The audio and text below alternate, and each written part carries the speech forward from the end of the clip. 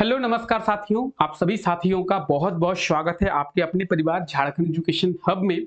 और अभी हम लोग झारखंड जीके के मोस्ट इंपॉर्टेंट क्वेश्चंस के बारे में डिस्कस करेंगे। झारखंड जीके के वो क्वेश्चंस जो कि एग्जाम में आप लोगों से पूछा जाएगा। तो झारखंड जीके के सभी संभावित प्रश्न जो कि आपसे पूछे जाएंगे उनके बारे में इस क्लास में हम लोग डिस्कस करेंगे और सभी प्रश्नों के बारे में अच्छे तरीके से समझने का प्रयास हम लोग करेंगे। ठीक है, अगर बात करेंगे इस क्लास की, तो इस क्लास को शुरू करने से पहले आप सभी लोग 1 से लेकर 25 तक इस प्रकार से नंबरिंग कर देंगे। सभी लोग 1 से लेकर 25 तक इस प्रकार से नंबरिंग कर देंगे। जिस प्रकार से 1 से 4 तक किया हुआ है, आप लोग 1 से लेकर 25 तक नंबरिंग करेंगे। ठीक है, ठीक है। जब आपसे कोई क्वेश्चन पूछा जाएगा तो उसका आप लोग सही आंसर कमेंट करके बताएंगे। अगर आप लोग सही आंसर को कमेंट करते हैं तो इस तरीके से सही का निशान लगाएंगे। अगर आप लोग उस क्वेश्चन का गलत आंसर कमेंट करते हैं तो आप लोग इस तरीके से गलत का आंसर निशान जो है वो लगाएंगे। हम लोग जब इस क्लास में 25 क्वेश्चंस देख लेंगे तो उसके बाद आपको अपना स्कोर कमेंट करके बताना है कि 25 में से कितने क्वेश्चंस आपके सही हुए और आपने कितने क्वेश्चंस का सही आंसर जवाब दिया है। इससे आपको अपना लेवल पता चलेगा कि एग्जाम के लिए आप कितना रेडी हैं। ठीक है, और आपका लेवल क्या जो है वो रहने वाला है, आपकी तैयारी किस प्रकार की है। तो ये रहा आज के लिए आपका पहला क्वेश्चन। झारखंड की सबसे पुरानी जनजाति कौन सी है? The oldest tribe of Jharkhand. Jharkhand की सबसे पुरानी जनजाति कौन सी है बताएंगे आप लोग। कि ऑप्शन में जो दिया हुआ है तो उन ऑप्शंस में से झारखंड की सबसे पुरानी जनजाति कौन सी है। अगर हम लोग झारखंड की सबसे पुरानी जनजाति की बात करें तो इसका बिल्कुल सही आंसर हो जाएगा असुर। असुर जो है वो झारखंड की सबसे पुरानी जनजाति है। ऑप्शन ए बिल्कुल सही आंसर हो जाएगा। ठीक है, तो जितने लोगों ने ऑप्शन ए कमेंट किया है, ऑप्शन ए सही आंसर बताया है, आप लोग सही का निशान लगा लेंगे कि हाँ भाई एक क्वेश्चन जो है वो मेरा सही हो गया है। ठीक है, चलिए आगे बात करते हैं। जनजातियों की अधिकता के कारण झारखंड को किस नाम से जाना जाता है बताएंगे। जनजातियों की अधिकता के कारण झारखंड को किस नाम से जाना जाता है? ऑप्शन ए, बी, सी या डी, क्या होगा इसका सही आंसर? आप सभी को पता है कि झारखंड में बहुत सारी जनजाति पाई जाती है और झारखंड जो है एक जनजाति बहुल राज्य है, या फिर कह सकते हैं कि झारखंड एक आदिवासी बहुल राज्य है। झारखंड में जनजातियों का जो निवास है वो सबसे ज्यादा है। तो जनजातियों के अधिकता होने के कारण, जनजाति ज्यादा जनसंख्या में पाए जाने के कारण झारखंड को किस नाम से जाना जाता है? झारखंड को कर्कखंड कहते हैं। क्या कहते हैं? कर्कखंड। ऑप्शन डी बिल्कुल सही आंसर होगा। जनजातियों की अधिकता होने के कारण, जनजाति ज्यादा जनसंख्या में पाए जाने के कारण झारखंड को कर्कखंड कहते हैं। क्या कहते हैं? कर्कखंड कहते हैं। ऑप्शन डी बिल्कुल सही आंसर हो जाएगा। ठीक है, चलिए आगे बात करते हैं। झारखंड के किस क्षेत्र को कर्ण स्वर्ग कहा जाता है? कर्ण स्वर्ग। झारखंड के कौन से क्षेत्र को कर्ण स्वर्ग कहा जाता है? छोटानागपुर, संथाल परगना, कोल्हान या फिर पलामू? बताएंगे सही आंसर। हाँ जी, क्या होगा इसका सही आंसर? अगर हम लोग कर्ण स्वर्ग की बात करें तो जी बिल्कुल इसका सही आंसर हो जाएगा छोटानागपुर को। झारखंड के छोटानागपुर का जो क्षेत्र है उसे कर्ण स्वर्ग कहा जाता है। ठीक है, याद रहेगा सभी को। कर्ण स्वर्ग किसे कहते हैं? छोटानागपुर के क्षेत्र में। ये आप देखेंगे मैप में छोटानागपुर को, और ये छोटानागपुर की जो पठारी भाग है उसे कर्ण स्वर्ग कहते हैं। अच्छा, छोटानागपुर को रत्नगर्भा भी कहते हैं। ठीक है, याद रखिएगा छोटानागपुर को रत्नगर्भा भी कहा जाता है, क्योंकि छोटानागपुर में बहुत सारे मिनरल्स पाए जाते हैं और बहुत सारे मिनरल्स पाए जाने के कारण छोटानागपुर को रत्नगर्भा, रत्नगर्भा का मतलब क्या होता है? जिसके गर्भ में, जिसके पेट में कई सारे रत्न हो उसे रत्नगर्भा कहते हैं। तो छोटानागपुर को रत्नगर्भा के नाम से भी जाना जाता है। ठीक है, ठीक है। कर्ण स्वर्ग किसे कहते हैं? छोटानागपुर को। रत्नगर्भा किसे कहते हैं? छोटानागपुर को। याद रहेगा। चलिए आगे बढ़ते हैं। जीएसआई, जीएसआई का मतलब क्या है? Geological survey of India. तो जियोलॉजिकल सर्वे ऑफ इंडिया के द्वारा किस वर्ष रांची, रामगढ़, सिमडेगा और पश्चिमी सिंहभूम में 10,000 वर्ष पुराने अवशेष जो है वो खोजा गया है? बताएंगे। जियोलॉजिकल सर्वे ऑफ इंडिया के द्वारा किस वर्ष रांची, रामगढ़, सिमडेगा और पश्चिमी सिंहभूम वाले क्षेत्र से 10,000 पुराना अवशेष जो है वो खोजा गया है? बताएंगे सही आंसर। देखते हैं कितने लोगों को इसका सही आंसर पता है। तो अगर हम लोग इसके सही आंसर की बात करें तो इसका सही आंसर क्या होगा? इसका सही आंसर होगा ऑप्शन सी, 2016 में। जियोलॉजिकल सर्वे ऑफ इंडिया के द्वारा 2016 में रांची, रामगढ़, सिमडेगा और पश्चिमी सिंहभूम वाले क्षेत्र में कुछ इस प्रकार के 10,000 वर्ष पुराने औजार मिले हैं, ठीक है, या फिर कह सकते हैं पुराने अवशेष मिले हैं। क्लियर? कहां कहां से? तो ये रांची, रामगढ़, सिमडेगा और पश्चिमी सिंहभूम वाले क्षेत्र से मिला है, ठीक है। याद रहेगा कब मिला है? 2016 में, ठीक है। अच्छा, 2016 में मुख्यमंत्री कौन थे झारखंड के? 2016 में झारखंड के मुख्यमंत्री कौन थे? तो 2016 में झारखंड के मुख्यमंत्री थे रघुवर दास। याद रहेगा। चलिए आगे बात करते हैं। बहुत ही आसान सा ये क्वेश्चन है। ताम्रपाषाण काल में झारखंड में केंद्र बिंदु कौन सा था? बताएंगे। ताम्रपाषाण काल के बारे में पूछा जा रहा है कि ताम्रपाषाण काल में झारखंड में केंद्र बिंदु जो है वो कौन सा था? सिंहभूम, पलामू, संथाल परगना या फिर इनमें से कोई नहीं। अगर हम लोग ताम्रपाषाण काल की बात करें, देखिए पाषाण काल को आप लोग कई सारे भागों में पढ़ेंगे। पूरा पाषाण काल, मध्य पाषाण काल, नव पाषाण काल, इस तरीके से आप लोग डिवाइड करके पढ़ेंगे। और आप जब झारखंड का इतिहास पढ़ेंगे तो झारखंड के इतिहास जो है वो आपको पाषाण काल से ही देखने को मिलेगा। तो पाषाण काल की अगर बात करें उसमें भी अगर हम लोग ताम्रपाषाण काल की बात करें, ताम्रपाषाण काल का मतलब है जिस समय तांबा का उपयोग झारखंड में किया जा रहा था। ताम्रपाषाण काल का मतलब है कि जिस समय तांबा का उपयोग किया जा रहा था, तो हमारे झारखंड में भी तांबा का उपयोग किया जा रहा था और उस समय झारखंड का केंद्र बिंदु था सिंहभूम, ऑप्शन ए, ठीक है। तो ताम्रपाषाण काल में झारखंड का केंद्र बिंदु क्या था? झारखंड का केंद्र बिंदु था सिंहभूम, ऑप्शन ए बिल्कुल सही आंसर हो जाएगा, ठीक है। चलिए, तो ये आप पूरा सिंहभूम वाला क्षेत्र समझिए। ये आज के टाइम का सरायकेला, खरसावा, पूर्वी सिंहभूम, पश्चिमी सिंहभूम, ये पूरा इलाका पहले सिंहभूम था और यही इलाका जो है वो ताम्रपाषाण काल का क्या था? तो ताम्रपाषाण काल का केंद्र बिंदु था। आज हम लोग इसे पश्चिमी सिंहभूम, पूर्वी सिंहभूम, झारखंड, बंगाल, बिहार, ये सब नाम से जानते हैं, लेकिन पहले पाषाण काल में तो ये झारखंड बंगाल था ही नहीं। अगर हम लोग आदि मानव की बात करें तो आदि मानव के टाइम पे ना झारखंड, बिहार, बंगाल, उड़ीसा, छत्तीसगढ़, दिल्ली, पंजाब कुछ तो था नहीं। तो ये पूरा एरिया था और ये इस वाले एरिया को, ये जो सिंहभूम वाला एरिया आप लोग देख रहे हैं, इसमें ताम्रपाषाण काल का ये केंद्र बिंदु था, ठीक है। चलिए आगे बात करते हैं। झारखंड के किस जनजाति को लौह का खोजकर्ता के रूप में माना जाता है? या फिर एग्जाम में आप लोगों से ऐसे भी क्वेश्चन पूछा जा सकता है कि झारखंड के किस जनजाति के द्वारा सबसे पहले लोहे का उपयोग किया गया या फिर लोहे का इस्तेमाल किया गया? बताएंगे। झारखंड के किस जनजाति के द्वारा सबसे पहले लोहे का उपयोग किया गया या फिर लोहे का इस्तेमाल किया गया या फिर लोहे के औजार बनाए जाते थे? कि झारखंड के किस जनजाति के द्वारा सबसे पहले लोहे के औजार बनाए जाते थे? तो क्वेश्चन को कई तरीकों से पूछा जा सकता है, लेकिन आंसर आपका सही आंसर होगा असुर, असुर जनजाति, या फिर असुर और बिरजिया, दोनों को आप लोग कह सकते हैं। अगर ऑप्शन में बिरजिया नहीं रहा तो केवल असुर सही आंसर होगा। अगर ऑप्शन में असुर नहीं रहा तो केवल बिरजिया सही आंसर होगा। अगर ये दोनों आपको मिलेंगे तो ऑप्शन सी बिल्कुल सही आंसर हो जाएगा, असुर और बिरजिया दोनों, ठीक है।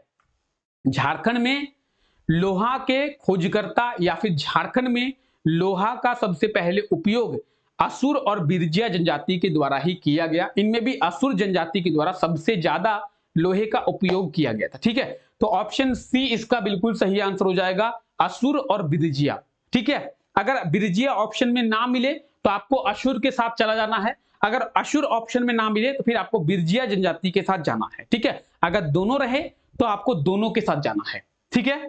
जैसे यहां पे ऑप्शन में दोनों दिए हुए हैं तो आपको दोनों बिल्कुल सही आंसर होगा। लेकिन अगर बिरजिया दिया हुआ नहीं रहता, बिरजिया की जगह संथाल दिया हुआ रहता, तो हम लोग केवल ऑप्शन ए असुर को बोलते, ठीक है। चलिए, तो इस तरीके के औजार जो है वो असुर और बिरजिया जनजाति के द्वारा बनाए जाते थे, ठीक है। चलिए, लोरे ए यादगा का अर्थ क्या है? लोरे ए यादगा बताएंगे। लोरे ए यादगा इसका मतलब क्या है? तो लोरे ए यादगा जो है इसका मतलब है आंसुओं की नदी। जिसके ऊपर कोई मुसीबत पड़ जाती है, जिसका ऐसा सिचुएशन हो जाता है कि उसके लिए रोना काफी नहीं होता है, तो उसे हम लोग कहते हैं आंसुओं की नदी। हम लोग कई बार कहते हैं ना कि इतना रो रहा है भाई, आंसुओं की नदी बहा रहा है। तो आंसुओं की नदी यानी लोरे ए यादगा, ऑप्शन डी बिल्कुल सही आंसर हो जाएगा। लोरे ए यादगा का मतलब क्या होता है? आंसुओं की नदी, ठीक है। जिनके परिवार में या फिर फैमिली में किसी की कोई घटना हो जाती है, ठीक है, किसी प्रकार का कोई इंसिडेंट जो है वो हो जाता है, तो वहां पे लोग रोते हैं। तो लोग वहां पे बहुत ज्यादा रोते हैं, तो हम लोग कहते हैं कि आंसुओं की नदी बहा रहा था, वो इतना रो रहा था, यानी लोरे ए यादगा इसका बिल्कुल सही आंसर हो जाएगा, ठीक है। आंसुओं की नदी यानी लोरे ए यादगा, बहुत इंपॉर्टेंट है, आप लोग याद रखेंगे। चलिए स्टार मार्क करते हैं, याद रखेंगे सभी लोग, ठीक है। लोरे ए यादगा का मतलब क्या है? आंसुओं की नदी, ठीक है। अच्छा, जैन धर्म के कितनेवें तीर्थंकर को पारसनाथ की पहाड़ी में निर्वाहन की प्राप्ति हुई थी? निर्वाहन का मतलब क्या होता है? ज्ञान, मोक्ष, मोक्ष भी कहते हैं हम लोग, ज्ञान भी कहते हैं हम लोग। तो जैन धर्म के कितनेवें तीर्थंकर को पारसनाथ की पहाड़ी में क्या हुआ था? मोक्ष की प्राप्ति हुई थी, या फिर कह सकते हैं कि ज्ञान की प्राप्ति हुई थी, या फिर निर्वाहन की प्राप्ति हुई थी। तो इसका बिल्कुल सही आंसर क्या होगा? देखिए, जैन धर्म की अगर हम लोग बात करें तो आपको पता होगा कि जैन धर्म में टोटल 24 तीर्थंकर थे। जैन धर्म के पहले तीर्थंकर को आपको याद रखना है, ऋषभदेव जैन धर्म के पहले तीर्थंकर थे। जैन धर्म के 23वें तीर्थंकर को आपको याद रखना है पार्श्वनाथ, जैन धर्म के 23वें तीर्थंकर। और महावीर स्वामी, ठीक है, जैन धर्म के 24वें तीर्थंकर, ठीक है। तो अगर हम लोग बात करें पारसनाथ की पहाड़ी, आप लोग बहुत सारे लोग हैं जो पारसनाथ गए होंगे, बहुत सारे लोग हैं जो नहीं गए होंगे। तो पारसनाथ एक बहुत ही खूबसूरत जगह है, मुझे भी एक बार अवसर मिला था वहां पे जाने का, ठीक है। तो बहुत ही खूबसूरत क्षेत्र है, अगर आपको जाएंगे तो बहुत ही आनंद आएगा। फिलहाल हम लोग अगर बात करें पारसनाथ की पहाड़ी की, पारसनाथ की पहाड़ी का ओरिजिनल नेम जो है वो सम्मेद शिखर की पहाड़ी है। पारसनाथ की पहाड़ी का नाम है सम्मेद शिखर की पहाड़ी। जैन धर्म के 23वें तीर्थंकर पार्श्वनाथ को यहां पे ज्ञान की प्राप्ति हुई थी, तब से लेकर अब तक इसे पारसनाथ की पहाड़ी के नाम से जाना जाने लगा, ठीक है। तो ऑप्शन सी बिल्कुल सही आंसर होगा। जैन धर्म के 23वें तीर्थंकर पार्श्वनाथ की जो वहां पे ज्ञान की प्राप्ति है वो हुई थी। अच्छा, ये आप पारसनाथ की पहाड़ी देख पा रहे हैं, ठीक है, ये आप पारसनाथ की पहाड़ी देख पा रहे हैं। पारसनाथ की पहाड़ी में ये जो आप चोटी देख रहे हैं, ये झारखंड की सबसे ऊंची चोटी है, झारखंड की सबसे हाईएस्ट पीक है। और इसकी जो ऊंचाई है वो 1365 मीटर है, 1365 मीटर इसकी ऊंचाई है। किसकी? पारसनाथ की पहाड़ी है। कई बार एग्जाम में पूछा जाता है कि पारसनाथ पहाड़ी की ऊंचाई कितनी है? 1365 मीटर, 1365 मीटर इसकी ऊंचाई है। अच्छा, एग्जाम में इस प्रकार से भी क्वेश्चन पूछे जाते हैं कि झारखंड की सबसे ऊंची चोटी कौन सी है, या फिर झारखंड की सबसे ऊंची चोटी कहां पे है? तो झारखंड की सबसे ऊंची चोटी पारसनाथ की पहाड़ी है, और ये कहां पे है? गिरिडीह जिले में।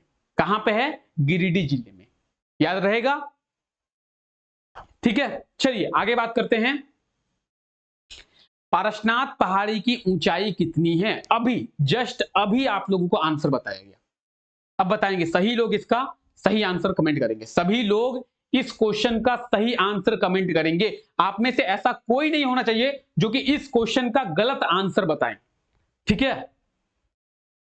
इस क्वेश्चन का सही आंसर सभी लोग बताएंगे, क्योंकि अभी आप लोगों को बताया गया। क्या होगा सही answer? Option A option B या फिर ऑप्शन सी? ऑप्शन सी बिल्कुल सही आंसर होगा, 1365 मीटर। क्या होगा? 1365 मीटर। ठीक है, चलिए। अच्छा, कोल्हुआ पहाड़ किस जिले में स्थित है? बताएंगे, कोल्हुआ पहाड़ किस जिले में स्थित है? कोल्हुआ पहाड़ कहां पे है? कोल्हुआ पहाड़ की अगर हम लोग बात करें तो ये कहां पे है? कोल्हुआ पहाड़ किसी को पता है? चतरा में। कहां पे है? चतरा में। ये है कोल्हुआ पहाड़। ठीक है, चतरा की बात करें, यहां पे तो कोल्हुआ पहाड़ का इमेज दिया हुआ ही नहीं है। ये है चतरा, और चतरा में कोल्हुआ पहाड़ है। ठीक है, याद रहेगा सभी को, कोल्हुआ पहाड़। कोल्हुआ पहाड़ कहां पे है? चतरा में। अच्छा, लावालौंग वाइल्ड लाइफ सेंचुरी कहां पे है? चतरा में। Lawalong wild life sanctuary, Lawalong वन्यजीव अभयारण्य कहां पे है? चतरा में। ठीक है, याद रहेगा, लावालौंग वन्यजीव अभयारण्य चतरा में है, कोल्हुआ पहाड़ ये भी चतरा में है। चलिए आगे बात करते हैं, पहाड़ों की रानी के नाम से किसे जाना जाता है? बताएंगे, पहाड़ों की रानी, क्वीन ऑफ हिल्स। तो क्वीन ऑफ हिल्स यानी पहाड़ों की रानी किसे कहते हैं? पहाड़ों की रानी कहते हैं किसे? नेतरहाट। किसे? नेतरहाट। नेतरहाट को पहाड़ों की रानी के नाम से जाना जाता है। अच्छा, ये आप नेतरहाट देख रहे हैं, बहुत खूबसूरत है, बहुत ज्यादा खूबसूरत है नेतरहाट। नेतरहाट को कई सारे नामों से जाना जाता है। पहाड़ों की रानी नेतरहाट को कहते हैं, झारखंड की मलिका नेतरहाट को कहते हैं। ठीक है, अगर हम लोग बात करें छोटानागपुर की रानी, छोटानागपुर की रानी भी नेतरहाट को ही कहा जाता है। याद रहेगा, पहाड़ों की रानी नेतरहाट, झारखंड की मलिका नेतरहाट, और छोटानागपुर की रानी वो भी नेतरहाट को कहा जाता है। ठीक है, बहुत ज्यादा खूबसूरत है, और बहुत ज्यादा खूबसूरत होने के कारण ही नेतरहाट को कई सारे नामों से जाना जाता है। ठीक है, चलिए। अच्छा, रांची विश्वविद्यालय की स्थापना किस वर्ष किया गया था? बताएंगे, रांची विश्वविद्यालय की स्थापना कब की गई थी? रांची विश्वविद्यालय, देखते हैं कितने लोगों को पता है। अगर हम लोग रांची विश्वविद्यालय की बात करें, इसका सही आंसर होगा 1960। ठीक है, ऑप्शन ए रांची विश्वविद्यालय। ये आप देख रहे हैं रांची विश्वविद्यालय, और रांची विश्वविद्यालय की जो स्थापना है वो 1960 में किया गया था। कब किया गया था? 1960 यानी 1960 में। ठीक है, चलिए।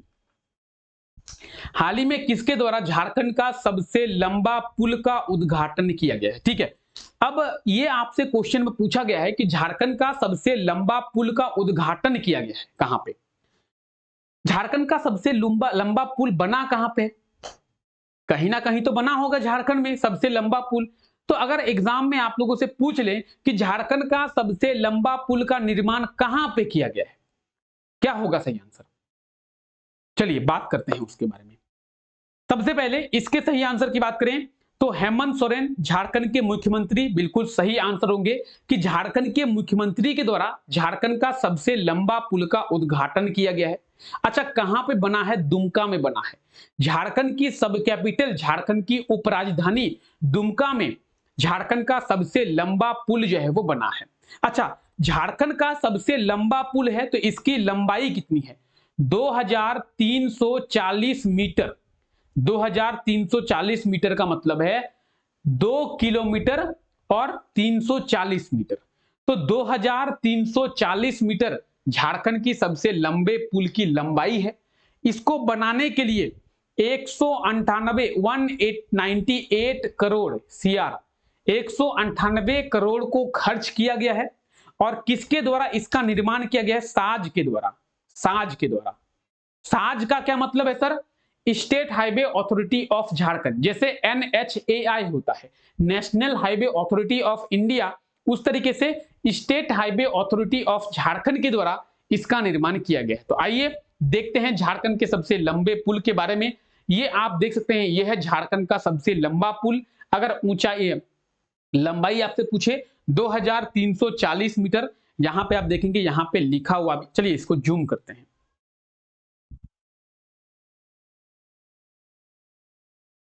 ठीक है, आप देखेंगे यहां पे लिखा हुआ है 2340 मीटर। देखिए अगर इसके टोटल लेंथ, जैसा कि आप लोगों को अभी बताया गया 2340 मीटर इसका टोटल लेंथ है, ठीक है। और अगर हम लोग बात करें इसके कॉस्टिंग की, तो आप यहां पे देखेंगे इसका कॉस्टिंग दिया हुआ है, यहां पे 198 करोड़ इसकी कॉस्टिंग है। अच्छा, किसके द्वारा इसका निर्माण किया गया, तो आप यहां पे देखेंगे लिखा हुआ है साज के द्वारा। साज का मतलब क्या है, state highway authority of Jharkhand. तो साज के द्वारा इसका जो निर्माण है वो किया गया है। क्लियर है, कोई दिक्कत? चलिए आगे बढ़ते हैं। झारखंड की किस नदी में तोपचांची झील है, बताएंगे। झारखंड के किस नदी में अरे नदी कहा गया है और यहां पे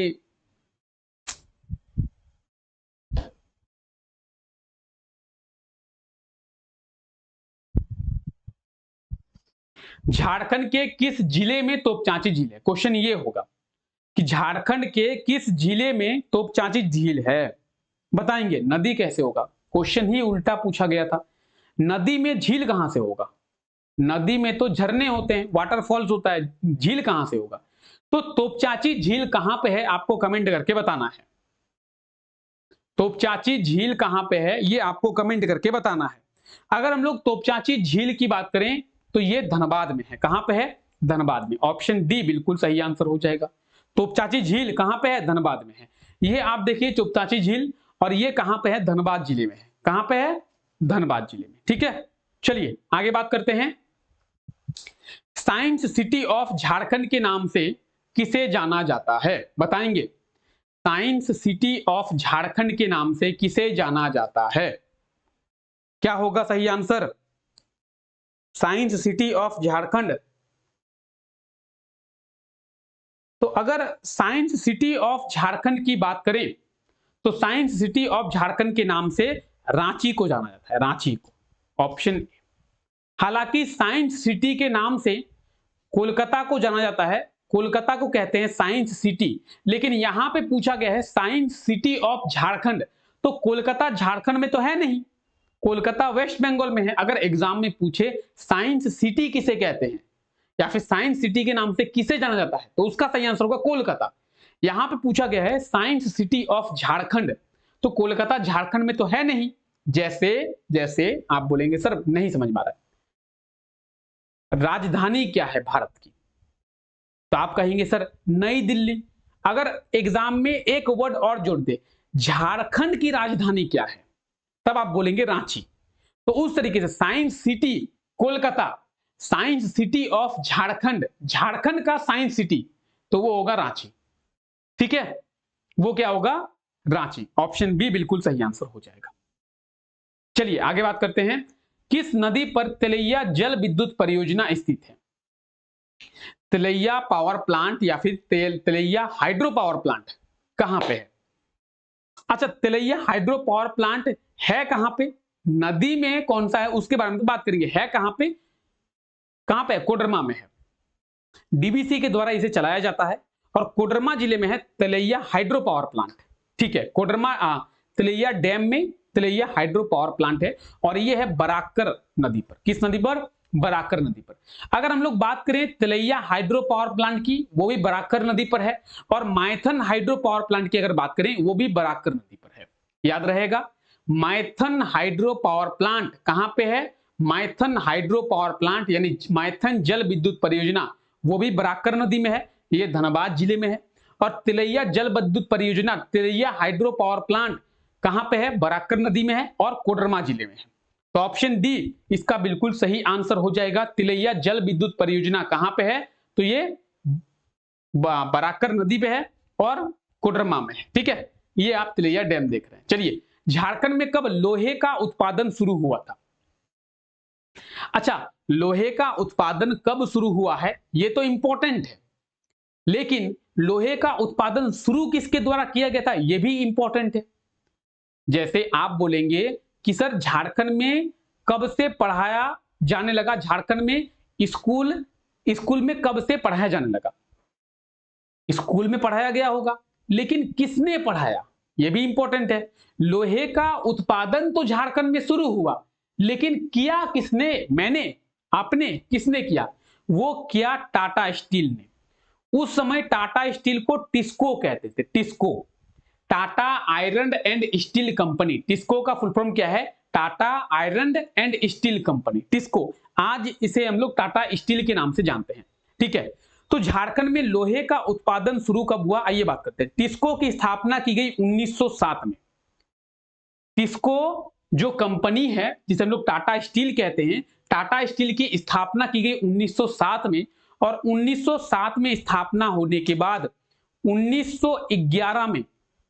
1911 में यहां पे प्रोडक्शन शुरू हुआ, यानी उत्पादन शुरू हुआ। और पहला जो उत्पादन है वो लोहे का था। ऑप्शन बी बिल्कुल सही आंसर होगा कि लोहे का जो उत्पादन है वो टिस्को के द्वारा कब की गई? 1911 में, ठीक है। ऑप्शन बी बिल्कुल सही आंसर हो जाएगा। क्लियर है? लोहे का उत्पादन टिस्को के द्वारा कब किया गया? 1911 में, ठीक है। चलिए आगे बात करते हैं। हाल ही में झारखंड कैबिनेट के द्वारा ट्रांसजेंडर्स के लिए कितनी मासिक पेंशन राशि को मंजूरी दिया गया है? बताएंगे कि झारखंड कैबिनेट के द्वारा जो ट्रांसजेंडर्स हैं, उन ट्रांसजेंडर्स के लिए कितनी मासिक पेंशन राशि की मंजूरी दी गई है?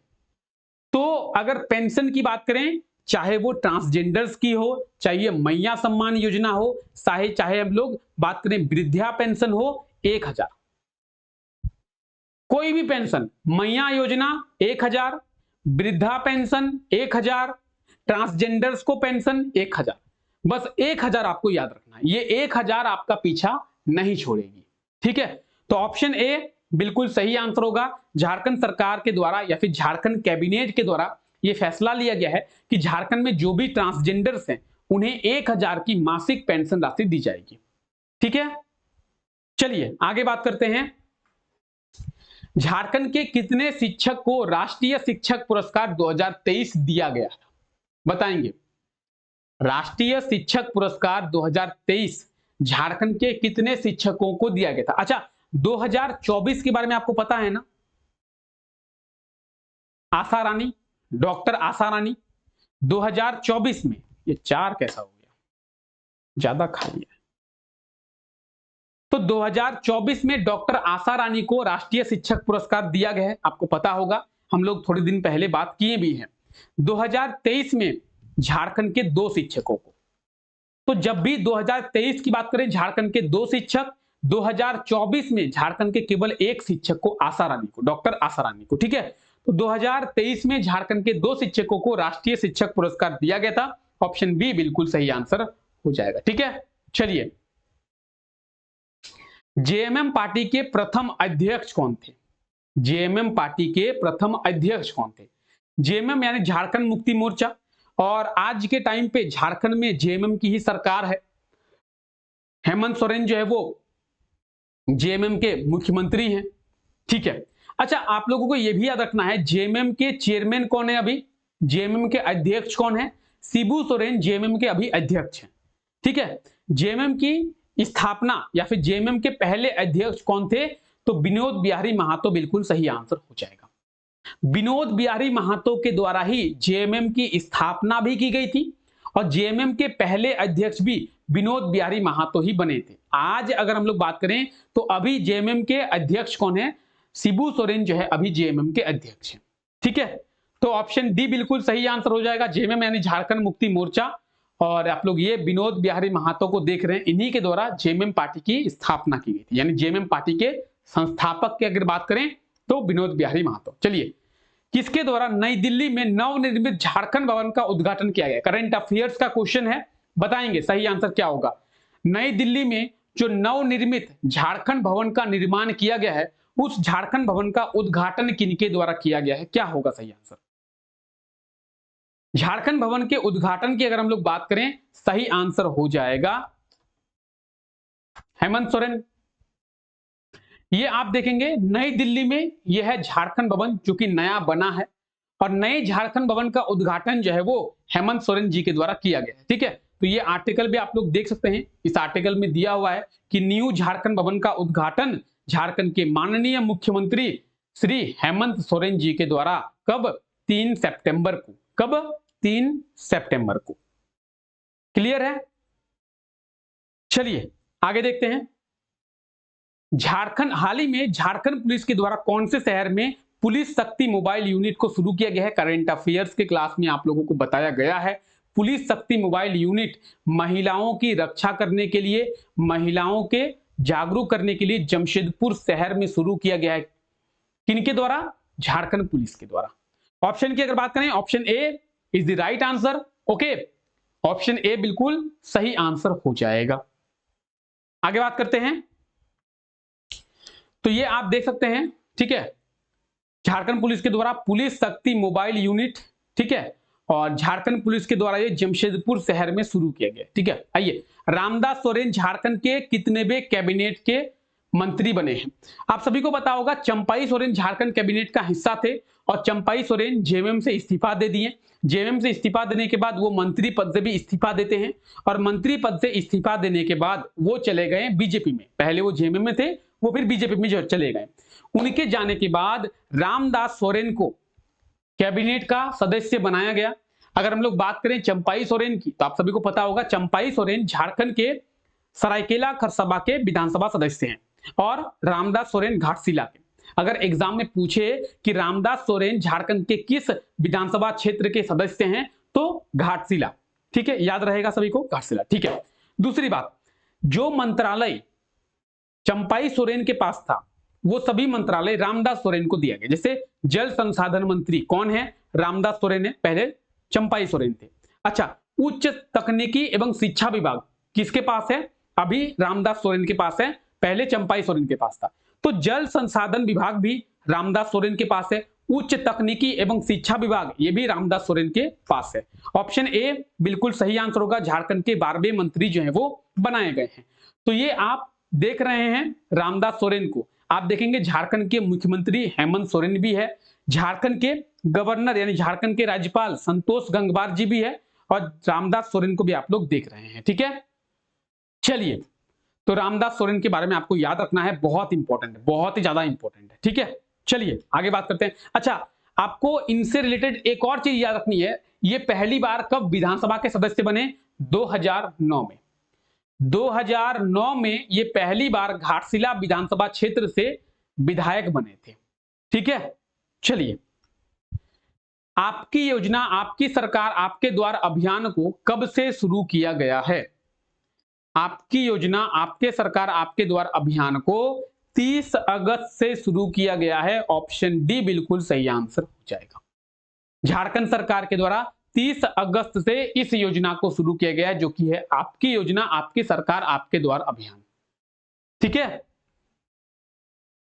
तो ये आप देख सकते हैं, आपकी सरकार आपके द्वार अभियान की बात करेंगे तो सरकार आपके द्वार अभियान 30 अगस्त से शुरू किया गया है। और यह है आज का हमारा लास्ट क्वेश्चन, झारखंड के किस व्यक्ति को राष्ट्रीय विज्ञान पुरस्कार दिया गया है? बताएंगे क्या होगा सही आंसर, कि झारखंड के कौन से व्यक्ति को राष्ट्रीय विज्ञान पुरस्कार दिया गया है, नेशनल साइंस अवार्ड दिया गया है? तो अभिलाष कुमार बिल्कुल सही आंसर हो जाएगा, ऑप्शन ए। झारखंड के अभिलाष कुमार को राष्ट्रपति द्रौपदी मुर्मू जी के द्वारा राष्ट्रीय विज्ञान पुरस्कार यानी नेशनल साइंस अवार्ड दिया गया है। ऑप्शन ए बिल्कुल हमारा सही आंसर हो जाएगा, ठीक है। ये आप अभिलाष कुमार को देख रहे हैं, राष्ट्रपति द्रौपदी मुर्मू जी के द्वारा राष्ट्रीय विज्ञान पुरस्कार दिया जा रहा है, ठीक है। तो अभिलाष कुमार को राष्ट्रीय विज्ञान पुरस्कार दिया गया है राष्ट्रपति द्रौपदी मुर्मू के द्वारा, ठीक है। चलिए, अब आप लोग अपना अपना स्कोर कमेंट करें कि 25 में से आपका स्कोर जो है वो क्या रहा है। 25 में से कितने क्वेश्चंस आपके सही हुए हैं, बताएंगे? सभी लोग बताएंगे क्या होगा आपका सही आंसर, मतलब कितने क्वेश्चंस आप लोगों के सही हुए? तो जल्दी से आप लोग सभी अपना अपना स्कोर कमेंट करें, ठीक है। और आई होप सो कि आप लोगों का स्कोर जो है वो ज्यादा हुआ होगा, ठीक है। तो चलिए फिलहाल आज के लिए क्लास को यहीं तक रखते हैं। आई होप सो कि आज का ये क्लास आप लोगों को अच्छा लगा और जितने भी क्वेश्चंस के बारे में अभी हम लोग डिस्कस किए सभी क्वेश्चंस आप लोगों को समझ में आ गए होंगे। चलिए, तो फिलहाल क्लास को यहीं तक रखते हैं, मिलते हैं आप लोगों से नेक्स्ट क्लास में, तब तक के लिए thank you, take care, bye bye.